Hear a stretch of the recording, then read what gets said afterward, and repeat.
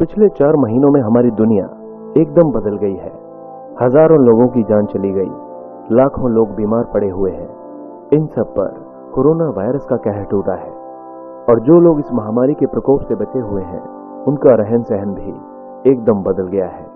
ये वायरस दिसंबर 2019 में चीन के वुहान शहर में पहली बार सामने आया था। उसके बाद से दुनिया में सब कुछ उलट पुलट हो गया। शुरुआत वुहान से ही हुई, जहां पूरे शहर की तालाबंदी कर दी गई। इटली में इतनी बड़ी तादाद में वायरस से लोग मरे कि वहां दूसरे विश्व युद्ध के बाद से पहली बार लोगों की आवाजाही पर इतनी सख्त पाबंदी लगानी पड़ी। ब्रिटेन की राजधानी लंदन में पब, बार और थिएटर बंद हैं। लोग अपने घरों में बंद हैं। दुनिया भर में उड़ानें रद्द कर दी गई हैं और करोड़ों लोग सोशल डिस्टेंसिंग के लिए मजबूर हो गए हैं। ये सारे कदम इसलिए उठाए गए हैं ताकि नए कोरोना वायरस के संक्रमण को फैलने से रोका जा सके और इससे लगातार बढ़ती जा रही मौतों के सिलसिले को थामा जा सके। इस बीमारी के चलते प्रकृति में भी बड़े बदलाव देखने को मिले हैं। क्या है वो बदलाव, आइए जानते हैं। इन पाबंदियों का एक नतीजा ऐसा भी निकला है जिसकी किसी को उम्मीद नहीं थी। अगर आप राजधानी दिल्ली के पड़ोसी शहर नोएडा के लिए निकलें तो पूरा मंजर बदला बदला नजर आता है। सुबह अक्सर नींद अलार्म से नहीं, परिंदों के शोर से खुलती है, जिनकी आवाज भी हम भूल चुके थे। चाय का मग लेकर थोड़ी देर के लिए बालकनी में जाएं तो नजर ऐसे आसमान पर पड़ती है जो अजनबी नजर आता है। इतना नीला आसमान दिल्ली एनसीआर में रहने वाले बहुत से लोगों ने जिंदगी में शायद पहली बार देखा हो। आसमान में उड़ते हुए सफेद रुई जैसे बादल बेहद दिलकश नजर आ रहे हैं। रात के आसमान में तारे पहले से ज्यादा नजर आ रहे हैं और बिल्कुल साफ साफ दिखते हैं। सड़कें वीरान तो हैं मगर मंजर साफ हो गया है। सड़क किनारे लगे पौधे एकदम साफ और फूलों से गुलजार है। यमुना नदी तो इतनी साफ है कि पूछिए ही मत।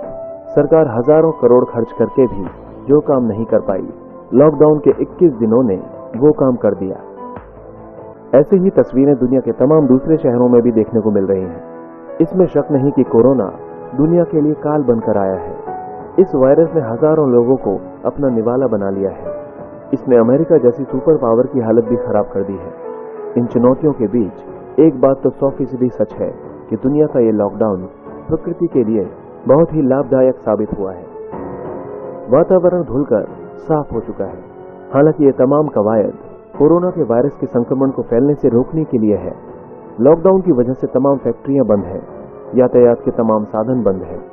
अंतरराष्ट्रीय स्तर पर अर्थव्यवस्था को भी भारी धक्का लग रहा है। लाखों लोग बेरोजगार हुए हैं। शेयर बाजार औंधे मुआ गिरा है। लेकिन इन सब के बीच अच्छी बात यह है कि कार्बन उत्सर्जन रुक गया है। अमेरिका के न्यूयॉर्क शहर की बात करें तो पिछले साल की तुलना में इस साल वहां प्रदूषण 50% तक कम हो गया है। इसी तरह चीन में भी कार्बन उत्सर्जन में 25% की कमी आई है। चीन के 6 बड़े पावर हाउसेज में 2019 के अंतिम महीनों से ही कोयले के इस्तेमाल में 40% की कमी आई है। पिछले साल इन्हीं दिनों की तुलना में चीन के 337 शहरों की हवा की गुणवत्ता में 11.4% का सुधार हुआ है। ये आंकड़े खुद चीन के पर्यावरण मंत्रालय ने जारी किए हैं। वहीं यूरोप की सैटेलाइट तस्वीरें ये बताती हैं कि उत्तरी इटली से नाइट्रोजन डाइऑक्साइड का उत्सर्जन भी कम हो रहा है। ब्रिटेन और स्पेन की भी कुछ ऐसी ही कहानियां हैं। कुछ लोगों का कहना है कि इस महामारी को पर्यावरण में बदलाव के तौर पर नहीं देखा जाना चाहिए। अभी सब कुछ बंद है तो कार्बन उत्सर्जन रुक गया है, लेकिन जब दुनिया फिर से पहले की तरह चलने लगेगी तो क्या ये कार्बन उत्सर्जन फिर से नहीं बढ़ेगा? पर्यावरण में जो बदलाव हम आज देख रहे हैं, क्या वो हमेशा के लिए स्थिर हो जाएंगे? दुनिया के कुल कार्बन उत्सर्जन का 23% परिवहन से निकलता है।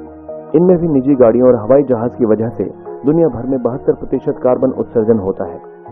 अभी लोग घरों में बंद हैं, ऑफिस का काम भी घर से ही कर रहे हैं, अपने परिवार और दोस्तों को वक्त दे पा रहे हैं। मुश्किल की इस घड़ी में हो सकता है कि लोग इसकी अहमियत समझें और बेवजह गाड़ी लेकर घर से निकलने से बचें।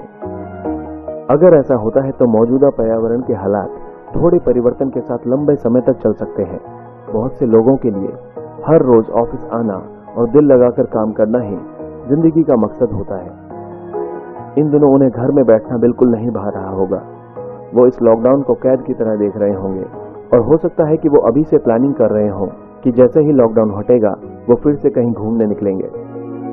अगर ऐसा होता है तो बहुत जल्द दुनिया की आबो हवा पहले की तरह ही जहरीली हो जाएगी।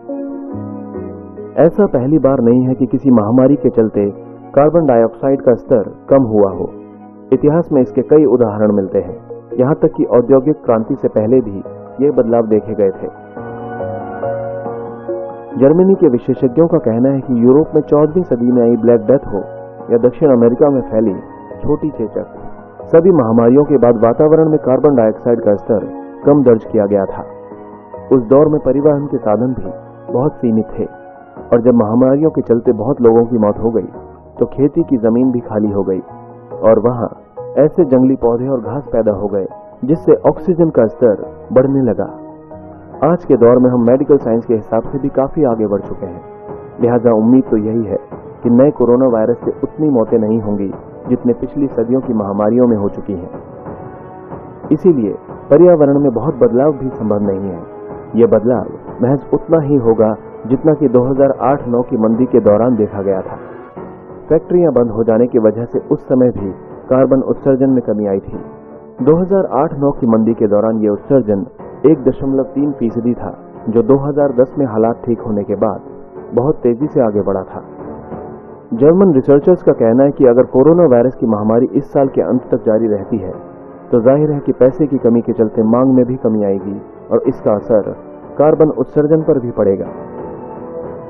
वहीं नॉर्वे की राजधानी ओस्लो के एक अन्य रिसर्चर का कहना है कि 2020 में अगर आर्थिक स्थिति बेहतर भी हो जाती है तो भी कार्बन उत्सर्जन में 0.3% की ही कमी आएगी, बशर्ते कि उत्पादन कंपनियां स्वच्छ ईंधन का प्रयोग करें। जिस तरह मौजूदा समय में जान बचाना लोगों की प्राथमिकता बना हुआ है, वैसे ही लोगों को पर्यावरण के प्रति भी चिंतित होना चाहिए। पर्यावरण एक्टिविस्ट ग्रेटा थनबर्ग की तरह इसे एक मिशन के तौर पर लिया जाना चाहिए। ग्रेटा इस मुश्किल समय में भी डिजिटल प्लेटफॉर्म से अपना मिशन आगे बढ़ा रही है। पर्यावरण पर इसी साल नवंबर महीने में COP26 की मीटिंग स्कॉटलैंड के ग्लासगो में होने वाली है, जिसमें दुनिया भर के 30,000 प्रतिनिधि हिस्सा लेंगे। पर्यावरण को बचाने के लिए लोगों को अपनी आदतें बदलनी होंगी। अगर वो खुद नहीं बदले तो उन्हें जबरन बदलना पड़ेगा, जैसा जापान के टोक्यो शहर में हुआ था। साल 2001 में यहां मोटर वाले रास्ते बंद कर दिए गए और लोगों को पब्लिक ट्रांसपोर्ट इस्तेमाल करने को मजबूर किया गया। धीरे धीरे ये लोगों की आदत में शामिल हो गया। कोरोना वायरस की महामारी ने न जाने कितनों से उनके अपनों को हमेशा के लिए जुदा कर दिया। हमारे शारीरिक और मानसिक स्वास्थ्य पर इसका बहुत नकारात्मक प्रभाव पड़ रहा है। न जाने कितनों का रोजगार खत्म हो चुका है। अर्थव्यवस्था पटरी पर कब लौटेगी ये भी कहना मुश्किल है, लेकिन इस महामारी ने एक बात साफ कर दी है कि मुश्किल घड़ी में सारी दुनिया एक साथ खड़ी होकर एक दूसरे का साथ देने के लिए तैयार है। तो फिर क्या यही जज्बा और इच्छा शक्ति हम पर्यावरण बचाने के लिए जाहिर नहीं कर सकते? हमें उम्मीद है कि हम इस लड़ाई में स्वच्छ और हरे भरे वातावरण के द्वारा जीत जरूर हासिल करेंगे।